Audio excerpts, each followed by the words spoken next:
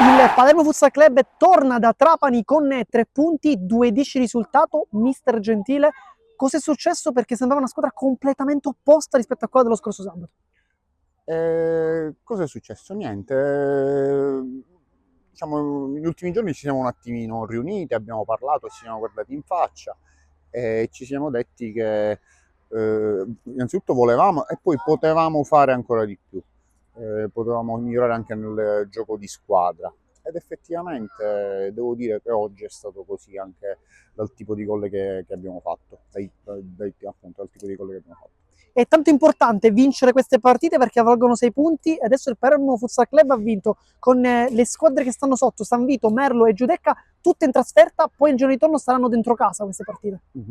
Sì, hai detto bene, sono partite contro delle dirette concorrenti, quindi i punti qua in palio valgono doppio. Basta pensare che se le avessimo perse tutte e tre saremmo a 0 punti, con gli avversari che invece ci avrebbero scavalcato, quindi importantissimi. Per la prima volta da inizio stagione il Palermo Futsal Club è fuori dalla zona gialla, quella dei play-out. Quanto ti rasserena questa cosa? Diciamo relativamente, ovviamente guardiamo sempre la classifica, però anche quando eravamo nella zona calda della retrocessione, considerando il tipo di calendario che avevamo avuto all'inizio, non ero assolutamente preoccupato, perché poi adesso nella parte finale ci sono le partite, quelle che tra virgolette diciamo sono per noi un pochettino più abbordabili, e comunque sono le partite in cui dobbiamo fare punti per il nostro obiettivo, ovviamente. Adesso invece diamo uno sguardo alla prossima partita contro l'Agragas, la prima della classe, si torna al Tocio dove però ancora 0 punti. Sì, sarà sicuramente una partita impegnativa, però onestamente, sai in quelle occasioni in cui uno non ha niente da perdere e quindi ci possiamo giocare tutto tranquillamente, a viso aperto. Poi per ora siamo in un ottimo stato di forma, sia fisico che mentale, quindi ben vengano queste partite. Piccola ultima domanda, la Fiore ha fatto 101 gol, tutti con te. Cosa hai pensato al 100° gol?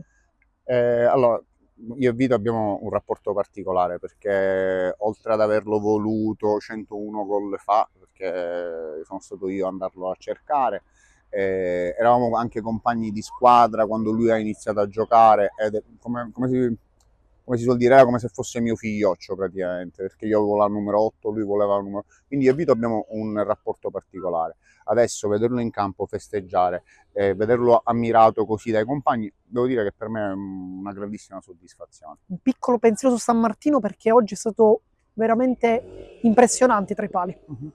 Guarda, sembra banale, però oramai Giovannino non mi stupisce più, perché finora lui, quando è stato chiamato in causa, ha sempre giocato bene, e ha sempre dato il suo contributo, quindi anche oggi sì, bravissimo, complimenti, però dico, rientra tutto nelle sue corde, ancora secondo me il bello deve venire.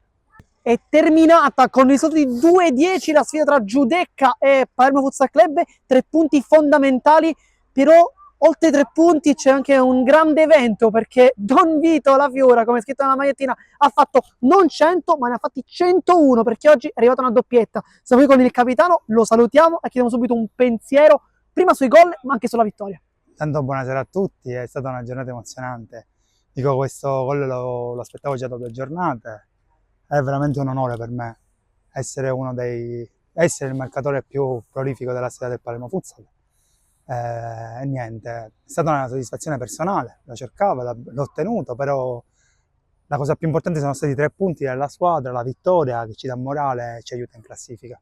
Oggi in gol diversi under, però chi ha aperto un po' la partita sono quei 2 vecchietti lì, passavi il termine, tu e Lorenzo Chinnici, che continuate a stupire anche in C1. Ma Lorenzo, io e Lorenzo non è che siamo una scoperta di adesso. Posso affermare che comunque Lorenzo abbiamo sempre giocato e comunque cerchiamo sempre di farci trovare pronti. Non ci scoprono adesso come giocatori, però è giusto che noi diamo il nostro contributo anche se l'età avanza. 3 vittorie consecutive in trasferta contro 3 squadre concorrenti per lo stesso obiettivo. Quanto è importante poi trovarle al ritorno in casa? Allora, queste 3 vittorie, come hai detto tu, con queste 3 antagoniste per la salvezza, valgono ognuna di esse a 6 punti, perché sono partite molto pesanti, ci giochiamo la permanenza in questo campionato, è giusto che cerchiamo di ottenere il massimo. Averle poi dentro casa da noi ci dà quel vantaggio in più per sfruttare poi il fattore casa. Adesso invece diamo uno sguardo alla prossima partita. Si gioca contro la prima della classe contro l'Agragas. Che gara sarà? Ma sarà una gara importante, difficile, molto difficile. Loro giocano bene, hanno un organico di un'altra categoria e sono persone che giocano, elementi che giocano insieme da tanto tempo. Noi comunque proveremo sempre a fare la nostra. Ci giochiamo partita in partita e poi quello che ne uscirà fuori ci prenderemo.